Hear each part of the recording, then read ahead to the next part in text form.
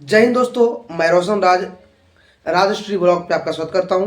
तो आज मैं आप लोगों के बीच में एक विशेष टॉपिक पे बात करने वाला हूं कि आरआरबी ग्रुप डी 2025 में वैकेंसी आई है, तो उसमें कहां से मॉक लगाएं। और अपने बहुत सारे ऐसे दोस्त कमेंट कर रहे थे कि मेरे भैया मेरे मॉक में बहुत कम नंबर आते हैं और कहां से मॉक लगाएं, टेक्स्ट बुक से लगाएं या कहीं और से लगाएं। तो इस सारे चीज़ के बारे में मैं बात करने वाला हूं कि कहां से आप मॉक लगा सकते हैं और अपने मॉक में अपने नंबर को कैसे इम्प्रूव कर सकते हैं ताकि नंबर और ज़्यादा बढ़े। मतलब क्योंकि भाई अभी जो है वह सीट कम है और कंपटीशन ज़्यादा है, तो आपको अच्छे खासे नंबर लाने होंगे। और जो मॉक में आपका नंबर आता है, जो PYQ में जो नंबर आता है, वही नंबर एग्जाम में आता है। ऐसा कभी नहीं होता कि जो घर में मॉक लगा रहे हैं उसमें अगर उनके 50 नंबर आ रहे हैं वहाँ 80 नंबर आ जाएंगे, कभी नहीं। अगर आपके एवरेज जो नंबर आ रहे हैं वह मॉक में 60 आ रहे हैं, तो वहाँ एग्जाम में भी वही आप 60 से 62 के बीच में ही कर पाइएगा। और 2-3 नंबर 4 नंबर कम ही होता है। एग्जाम में क्या होता है कि लोग स्टूडेंट जो होते हैं ज़्यादा फ्रस्ट्रेट हो जाते हैं। और ऐसे मैं बहुत सारे स्टूडेंट को मैं देखा हूँ कि जो मॉक में मतलब जो मॉक लगाते हैं वह 60 से 65 नंबर 70 नंबर आते हैं और एग्जाम हॉल में कुछ अच्छा नहीं कर पाते हैं। तो मैं ये सारे बात करने वाला हूँ क्योंकि मैं भी फ्रस्ट्रेट होता हूँ कि एग्जाम हॉल में, क्योंकि एग्जाम हॉल का प्रेशर सब हैंडल करना बहुत ही मुश्किल भरा समय होता है। तो एग्जाम हॉल में प्रेशर हैंडल करने के लिए जितना जितना मॉक लगाइएगा वही मॉक लगाना ही आपके प्रेशर को बनाए रखता है, ताकि आप एग्जाम हॉल में अपने आप को अच्छा साबित करें और 1.5 घंटा आप एग्जाम हॉल में अच्छा कुछ कर सके। तो मैं बात करने वाला हूँ कि कैसे आप मॉक लगाएं, कैसे नंबर को बढ़ाएं, ये सारे टॉपिक में बात करने वाला हूँ। दोस्त अभी जो है आरआरबी ग्रुप डी का जो मॉक है वह बहुत सारे आपको टीचर जो होंगे वह नए नए मॉक अपने अपने मॉक प्रैक्टिस बुक जो अभ्यास पत्र होते हैं वो बना के आपको देंगे। और बहुत सारे आपको दोस्त पुराने वाले जो दोस्त होंगे बोलेंगे कि मॉक लगाओ, मॉक लगाने से ही हो जाएगा, 2-3 मॉक लगाओ रोज, आपको मॉक लगाने से आपका एग्जाम की तैयारी हो जाएगा। ऐसा कुछ भी नहीं है दोस्त। पहले वाला समय अब नहीं रहा है कि आप सिर्फ मॉक लगाइएगा और मॉक लगाने से आपके नंबर बढ़ जाएंगे। ऐसा कभी नहीं हो सकता है। वह तब समय था जब जीके का दौर था तब। अब जो है वो आपके अलग दौर है। आपको अब सिर्फ मॉक लगाने से आपके नंबर नहीं बढ़ेंगे। अब आपको हर एक मॉक के बाद कम से कम 10 से 12 घंटा पढ़ना होगा, तब जाके वह मॉक में नंबर आपको बढ़ेंगे। अब बात करते हैं दोस्त, तो मॉक लगाने के लिए मैं सिर्फ आपको सजेस्ट करूंगा कि आप सिर्फ PYQ लगाइए। PYQ के अलावा कुछ भी मत लगाइए। मतलब पिछले जो एग्जाम हुए थे 2022 में ग्रुप डी के, अच्छे लेवल के क्वेश्चन थे। उसमें लगभग 97 जो है वह शिफ्ट में एग्जाम हुए थे, उसे आप लगाइए। 2018 के जो एग्जाम हुए थे उसे लगाइए। इसके अलावा कुछ भी मत लगाइए नया। अब है दोस्त, मॉक लगाते हैं नंबर कम आता है, जिससे बहुत सारे दोस्त के भी 50 नंबर आते होंगे, 45 नंबर आते होंगे, 60 नंबर आते होंगे। तो ये कैसे बढ़ेगा? अब तो उसकी पहले बात करते हैं। जैसे देखिए, अभी जानते होंगे आप सिलेबस में 4 टॉपिक है। मैथ 25 है, रीजनिंग 30 है, साइंस 25 है और जीके जो है वह 10 है, सॉरी 20 है। ग्रुप डी में 20 है। तो चारों टॉपिक पे आपको देखना होगा कि कहाँ पे नंबर फुल फोकस में मतलब नंबर उठते हैं। तो 2 ऐसे टॉपिक है जहाँ पे नंबर जो आपको शानदार उठते हैं, मैथ और रीजनिंग में। सारा का पैटर्न चेंज हो। साइंस में अभी आपको अच्छा वाले साइंस पूछेगा, कभी आपको देखिएगा तो नॉर्मल पूछ देगा। साइंस का पैटर्न चेंज हो सकता है, मतलब पूछने का तरीका चेंज हो सकता है। लेकिन मैथ रीडिंग का सेंस पूछने का तरीका एक ही तरह होता है। अगर मैथ रीडिंग आपके प्रैक्टिस ज़्यादा है तो मैथ रीडिंग में आपके नंबर उठते हैं। तो मैथ रीडिंग पहले तो आप ध्यान दीजिए, जैसे मॉक लगाते हैं चारों पोर्शन पे लगाए, तो मॉक लगाने के पहले बाद आप देखिए कि हम मॉक लगाए हैं कितने क्वेश्चन सही हुए, कितने गलत हुए। जैसे अभी मान लिया मैंने अटेम्प्ट किया 72 अटेम्प्ट किया, 72 में मेरे 9 गलत हो गए। तो 9 गलत हो गए, 3 निगेटिव कट गया, 9 3 12 हो गया, मेरे 60 नंबर आए रॉ मार्क्स। तो अब देखना होगा कि जो 9 गलत हुए कौन कौन से टॉपिक से गलत हुए। जैसे कोई देखे तो 3 रीजनिंग से गलती हो गया, 2 मैथ से गलती हो गया, 5 और 4 जो गलती हो गया वह साइंस से 2 गलत हुआ, 2 जीके से गलत हुआ। तो पर हर एक मॉक में जो भी आप मॉक लगाइएगा सिर्फ PYQ लगाइए, सिर्फ प्रीवियस ईयर ही लगाइए। 2022 के जो ग्रुप डी के एग्जाम हुए थे उसी को आप लगाइए और उसके लिए टेक्स्ट बुक पे आपको सारा उपलब्ध हो जाएगा, वहीं पे से आप ऑनलाइन लगाइए। और देखिए पहला चीज़ कि मैंने जिस पहला दिन जो मैंने मॉक लगाया उसमें मेरे नंबर कितने आए हैं, पहला पॉइंट। दूसरा, मेरे परसेंटाइल कितने बने हैं, और तीसरा जो है पॉइंट ध्यान रखिएगा कि मैंने जो गलती किया है वह गलती में कौन कौन से टॉपिक से गलती किया है, और पर डे एक विश्लेषण करिएगा तो आपको समझ में आ जाएगा कि जो मैं गलत कर रहा हूँ वह मैथ रीजनिंग, अगर मैथ रीजनिंग पे आपके गलती कम होते हैं ना के बराबर होते हैं तो समझिए कि आप दहाई मतलब कतन कि 10 से ऊपर गलती नहीं होना चाहिए। आप एक ग्रुप डी में अगर नौकरी लेना चाहते हैं तो 10 से ऊपर गलती हुआ तो आप जो है रिजल्ट देने के चांस आपके लिए नहीं है। तो 10 से कम गलती करने के लिए एक ही है, मैथ रीजनिंग गलती नहीं होना चाहिए। अब देखिए 30 रीजनिंग है, 30 में से 30 आपका रीजनिंग सही बनने के लिए आपको बार बार प्रैक्टिस करना होगा। और जैसे एक सेट, आज क्या होते हैं लड़के सेट लगाए और सेट लगाने के बाद छोड़ दिए और फिर अगला दिन सेट लगाए, नहीं, जब भी सेट लगाइए तो उस एक जो रीजनिंग होता है 30 में 30 रीजनिंग को एक बार तो देखिए कि कौन कौन गलती हुए, क्यों गलती हुई, कौन हम नहीं जानते। फिर 30 रीजनिंग को एक करके बनाइए, फिर दोबारा भी मैथ 25 को फिर दोबारा बनाइए। साइंस आपको एक जो क्वेश्चन नहीं है तो उसे लिखिए, जैसे एक नोट्स बना लीजिए जिसमें हर सेट का जो भी आप सेट बनाते हैं उसका जो भी क्वेश्चन आप नहीं जानते हैं उसके बारे में भी लिखिए, जो आप जानते थे लेकिन कंफ्यूजन में थे, कंफ्यूजन में मारे और सही भी हो गया, कंफ्यूजन वाले क्वेश्चन लिखिए, वो सारे के एक हर टॉपिक पर बनाइए। और पर डे जब नेक्स्ट दिन आप मॉक लगाने के लिए बैठिएगा, जैसे सेट लगाने बैठिएगा तो उस समय पहले आप उसको देख लीजिएगा एक बार, फिर जाके लगाइएगा। ऐसे अगर आप करते हैं तो विश्वास कीजिए कि आपका नेगेटिव काफ़ी हद तक कम जाएगा, और जिस दिन आपके नेगेटिव जो है वह 10 से कम आने जाएंगे उस दिन आपका नंबर जो है वह 65 प्लस 70 प्लस होने में कोई नहीं रोक सकता है।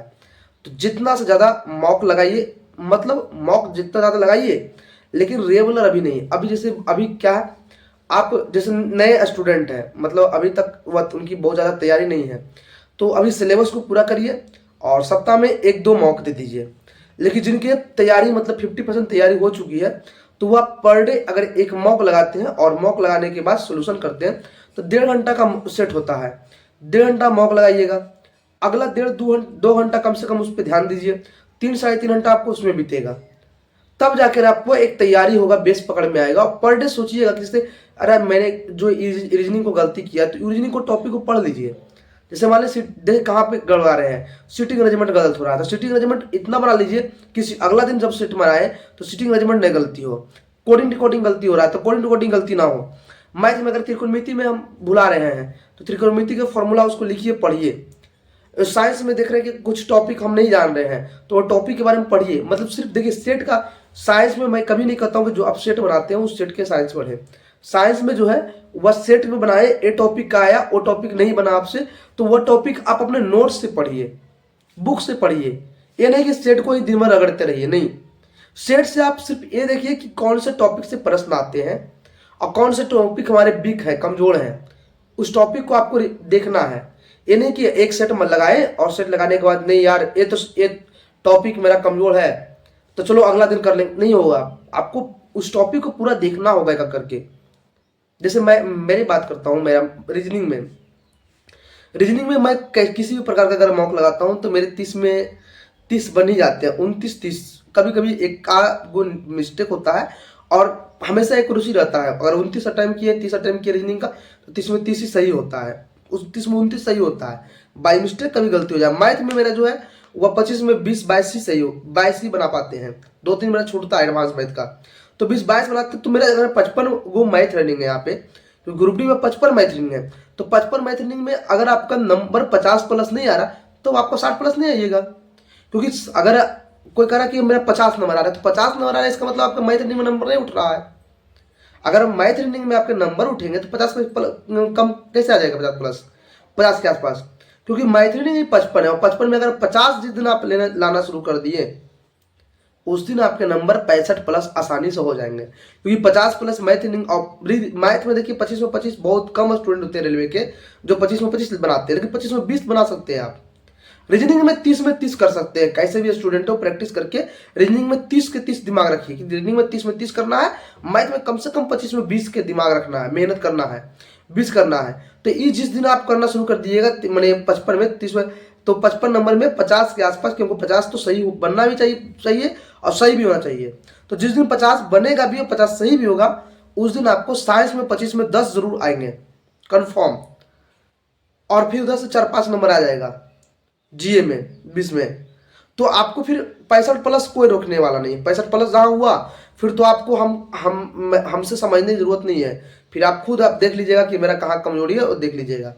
वही स्टूडेंट जैसे देखते हैं कि मेरा नंबर कम आते कि 65 से कम नंबर आते हैं। जैसे मैं अभी 2022 का मौका लगाता हूँ, तो 2022 के मेरे जो नंबर एक दो बहुत कम लगाया हूँ। मैं टेक्नीशियन का एग्जाम था उसमें लगाया था, तो 65 से 70 के बीच में रहता है एवरेज।